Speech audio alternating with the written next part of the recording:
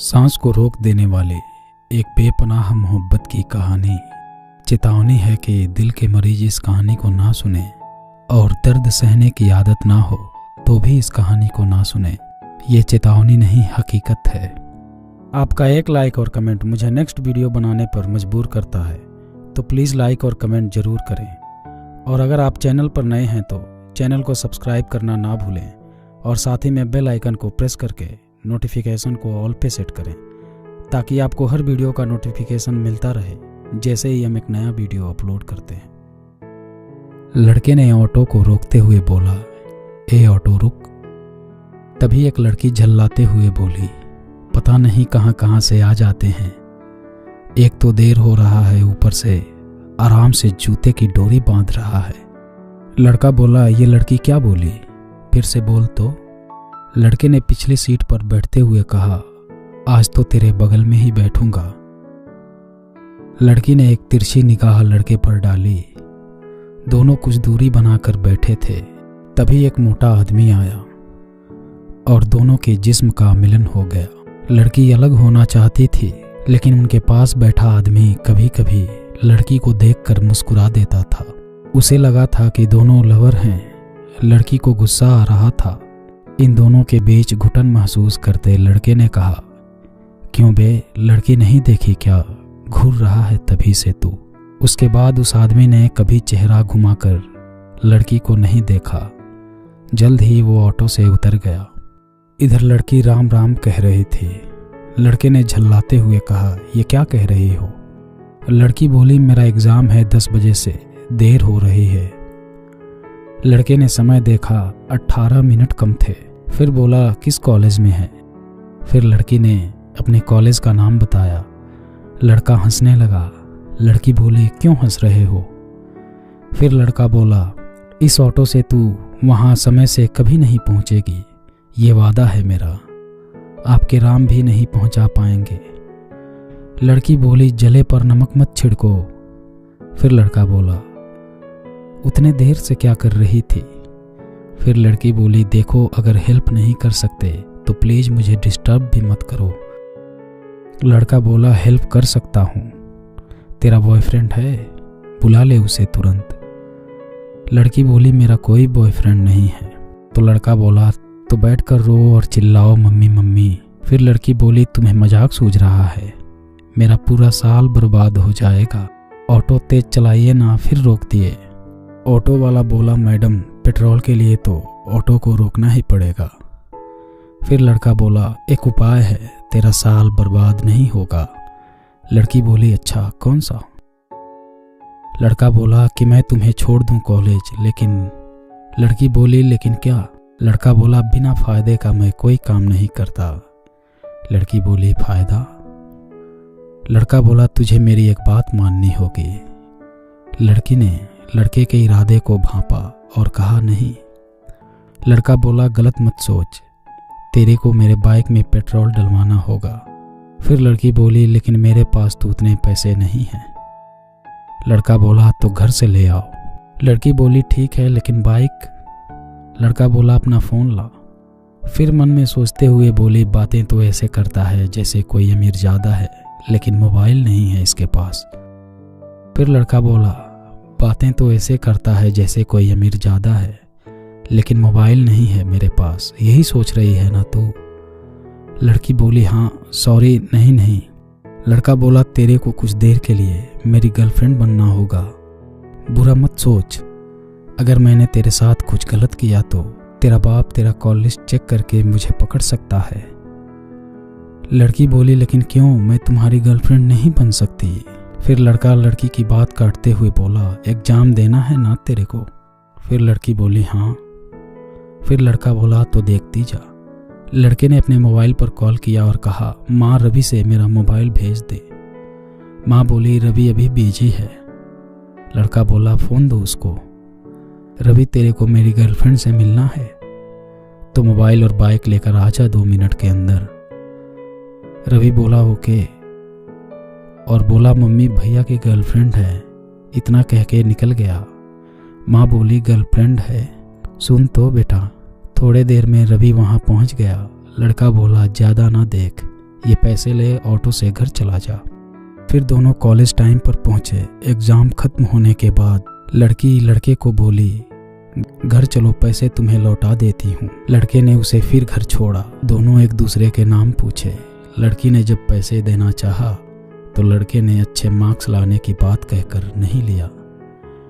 लड़की के पापा ने लड़के के बारे में पूछताछ की, फिर लड़के के बारे में सारी जानकारी इकट्ठा की। इधर रवि भी लड़की के बारे में सारी जानकारी इकट्ठा किया। फिर दोनों के घर वाले मिले और मन ही मन में शादी का विचार बनाने लगे। कुछ दिन बाद लड़की का फिर एग्ज़ाम था। लड़की फिर लेट हो गई। लड़की के पापा बोले, बुला लो उसको, वो तुम्हें छोड़ देगा समय से। लड़की बोली, लेकिन पापा बोले, मैं उसे जानता हूँ, मिला हूँ, अच्छा लड़का है। लड़की ने कॉल किया। फिर लड़के ने कुछ उल्टा बोला, लेकिन दोनों साथ गए। फिर दोनों धीरे धीरे नज़दीक आते गए। फिर प्यार का इजहार हुआ। एक दिन लड़की लड़के के साथ मंदिर गई, लेकिन लड़का अंदर नहीं गया। लड़की बोली, नाटक बंद करो और चलो। लड़का बोला, अरे जाओ, मुझे अंधविश्वास में नहीं पड़ना। लड़की बोली, एक दिन तुम जरूर जाओगे, और वो भी मेरी वजह से, ये वादा है मेरा। लड़का बोला, अभी जा मेरी माँ, और पूजा करके जल्दी आ। दोनों के प्यार की नैया अच्छी ही चल रही थी। तभी एक दिन लड़के का 2 कॉल काट कर लड़की कहीं बिजी हो गई। 1 घंटे तक लड़के को झटका लगा। लगभग आधे घंटे बाद उसका कॉल आया तो लड़का बिजी और वेटिंग। यहीं से दोनों में दरार पैदा हो गई। फिर दोनों में बात बात पर झगड़ा। एक दिन लड़का किसी लड़की से बात कर रहा था और उसकी गर्लफ्रेंड देखी और भड़क गई। फिर बातचीत और कम हो गया। फिर दोनों ने अपने अपने नए नए फ्रेंड बनाकर एक दूसरे से मिलाया। फिर दूरी और बढ़ गई। अब बातचीत भी बंद। वैसे तो नए दोस्त बन गए, लेकिन सच्चा प्यार तो दोनों में ही था, सो जल्द ही टूट गया। लड़की दिन प्रतिदिन खोखली होती जा रही थी। उसका मन होता कि लड़के को कॉल करे, लेकिन मोबाइल लेकर फेंक देती। उसका नंबर, मैसेज सब कुछ डिलीट कर दिया। लड़की अपने शरीर पर अब ध्यान भी नहीं देती थी। उसको लगता था जिंदगी में अब कुछ है ही नहीं, जी कर क्या करे। उसको हमेशा बुखार रहता, लेकिन कुछ दवा भी नहीं खाती। घर वाले कुछ करना चाहे, लेकिन दोनों ने रोक दिया। लगभग 6 महीने बाद लड़की का हालत बहुत ख़राब हो गया। डॉक्टर ने कहा, सॉरी, शायद कुछ महीने पहले आते तो मैं कुछ कर पाता, लेकिन अब बीमारी का लास्ट स्टेज है। अब ये जिंदा नहीं रह सकती, कुछ महीनों की ही मेहमान है। लड़की को हकीकत जानकर बहुत खुशी हुई। उसने सोचा, लड़का तो अभी लड़कियों के साथ मौज कर रहा होगा, अंतिम बार सुन लूं उसकी आवाज़, यही मेरी इच्छा है। लड़की ने पापा से फ़ोन मांगा। उसका नंबर तो दिल को याद ही था। डायल किया और फ़ोन लड़के ने ही उठाया और बोला, हेलो। लड़की ने रोना शुरू कर दिया। लड़का बोला, तुम रो क्यों रही हो, चुप हो जाओ प्लीज़।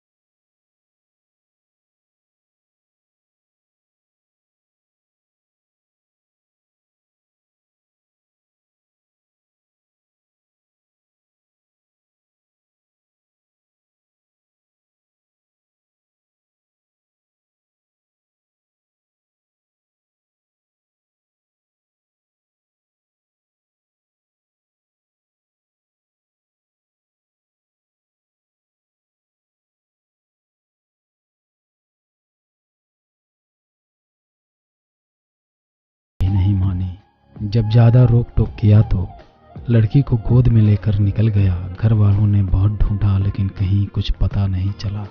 लड़का लड़की को गोद में लिए बहुत सारे मंदिर मस्जिद के सीढ़ियों को चढ़ा, बहुत सारे साधु संत से मिला, लेकिन हालत बिगड़ती ही जा रही थी। फिर लड़की बोली, सुनो, क्या मैं ठीक हो जाऊंगी? बहुत दर्द होता है। आंसू पीकर लड़का बोला, हाँ हाँ बिल्कुल, छोड़कर नहीं जा सकती। ये भगवान, ये खुदा, कोई तुमको मुझसे जुदा नहीं कर सकता। लड़की बोली, तुम्हारे साथ मैं जीना चाहती हूँ, रहना चाहती हूँ, घूमना चाहती हूँ। लड़का बोला, हाँ हाँ हम सब करेंगे। पहले तो हम बाइक से बारिश के मौसम में भीगते हुए घूमेंगे, फिर डिस्को, फिर सिनेमा, फिर लड़की बोली, फिर हम दोनों मंदिर जाएंगे और दोनों साथ में 2-2 नारियल फोड़ेंगे।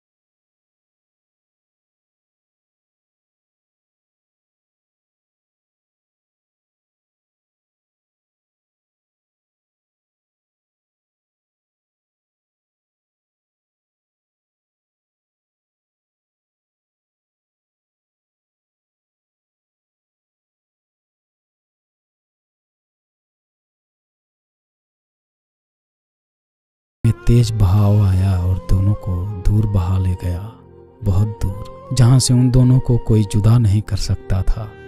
ना जिस्म थी ना जान थी।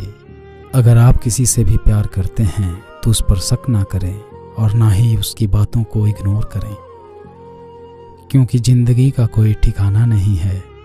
और आपसे रिक्वेस्ट है